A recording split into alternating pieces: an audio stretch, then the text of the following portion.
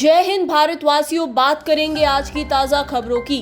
प्रधानमंत्री आज fit India संवाद के दौरान तंदुरुस्ती को बढ़ावा देने वाले प्रभावशाली व्यक्तियों और नागरिकों से बातचीत करेंगे। संसद ने श्रमिकों के कल्याण के लिए 3 श्रम संहिता विधेयक पारित किए। रेलवे ने 2023 तक बड़ी लाइनों के 100% विद्युतीकरण का लक्ष्य निर्धारित किया। चीनी वस्तुओं का अमेरिका में नहीं होगा आयात। एनसीबी ने फिल्म अभिनेत्री दीपिका पादुकोण, श्रद्धा कपूर, सारा अली खान और रकुल प्रीत सिंह को समन जारी किया। आइए देखते हैं सभी खबरें विस्तार से।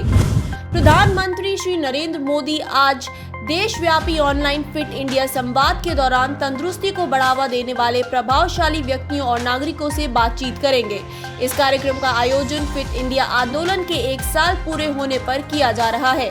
कार्यक्रम के प्रतिभागी इस दौरान प्रधानमंत्री से अच्छे स्वास्थ्य और फिटनेस के बारे में मार्गदर्शन लेने के साथ ही अपनी तंदुरुस्ती की कहानियां सुनाएंगे और अन्य लोगों को इस सिलसिले में आवश्यक सलाह भी देंगे।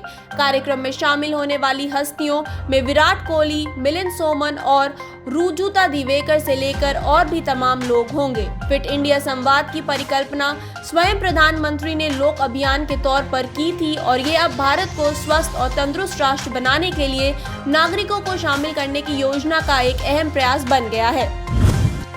संसद ने श्रमिकों के कल्याण और सुरक्षा के लिए श्रम संहिता संबंधी 3 विधेयक पारित कर दिए।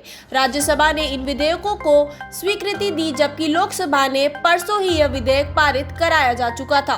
पहले विधेयक में व्यावसायिक सुरक्षा, स्वास्थ्य और कार्य स्थिति संहिता 2020 में किसी प्रतिष्ठान में नियुक्त व्यक्तियों की व्यावसायिक सुरक्षा, स्वास्थ्य और कार्य करने की दशाओं को विनियमित करने का प्रावधान है।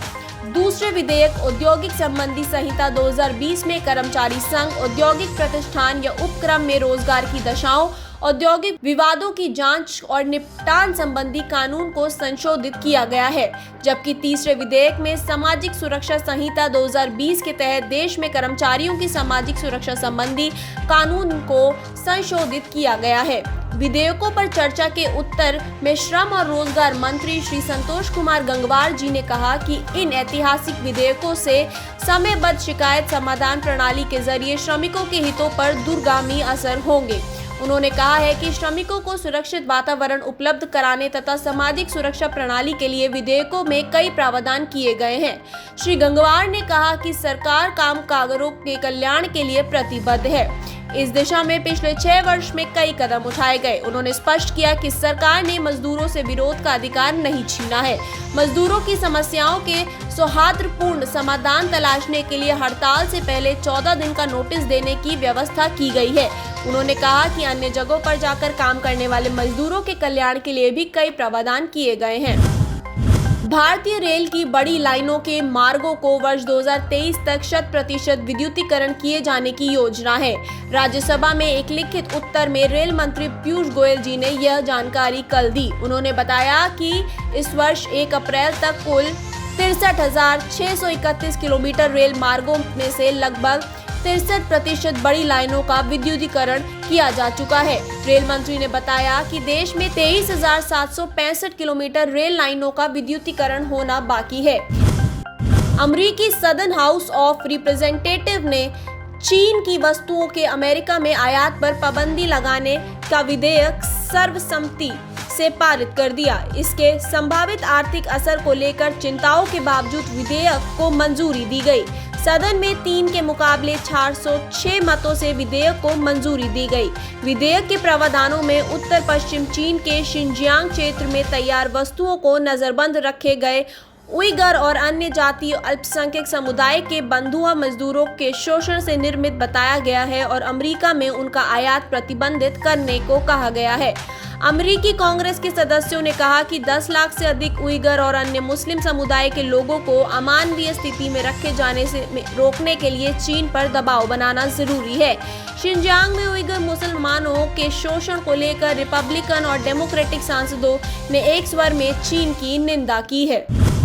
नारकोटिक्स कंट्रोल ब्यूरो एनसीबी ने फिल्म अभिनेत्री दीपिका पादुकोण, श्रद्धा कपूर, सारा अली खान और रकुल प्रीत सिंह को मादक पदार्थों की अवैध खरीद फरोख्त के कथित मामले में पूछताछ के लिए समन जारी किया है। एनसीबी ने उप निदेशक KPS मल्होत्रा ने बताया कि दीपिका पादुकोण को 25 सितंबर को बुलाया गया है, जबकि श्रद्धा कपूर और सारा अली खान को इसके अगले दिन अपने बयान दर्ज कराने को कहा गया है। आपको बता दें कि दीपिका पादुकोण की मैनेजर करिश्मा प्रकाश को इस मामले में सबसे पहले पूछताछ के लिए बुलाए जाने के बाद NCB ने अब इन अभिनेत्रियों को समन किया है। करिश्मा प्रकाश को शुक्रवार तक के लिए NCB के सामने उपस्थित होने से मोहलत दी गई है। उनके व्हाट्सएप चैट में किसी D नाम वाले व्यक्ति का जिक्र किया गया है, जिसकी NCB पहचान करना चाहती है। NCB इस समय फिल्म अभिनेता सुशांत सिंह राजपूत की कथित आत्महत्या मामले के नशीली दवाओं वाले पहलू की जांच कर रही है। जांच एजेंसी राजपूत की गर्लफ्रेंड रिया चक्रवर्ती, उसके भाई शौविक और नशीली दवाओं की कथित खरीद फरोख्त के शामिल 1 दर्जन अन्य लोगों को गिरफ्तार कर चुकी है। इस बीच NCB ने बॉलीवुड फिल्म उड़ता पंजाब के सह निर्माता मधु मंटेना से पूछताछ की। यह फिल्म मादक पदार्थों के खतरे से संबंधित है। सुशांत सिंह राजपूत की टैलेंट मैनेजर जया शाह से पूछताछ के दौरान कथित रूप से उनका नाम सामने आया है। आज की खबरों में इतना ही। बने रहे DI न्यूज के साथ। नमस्कार।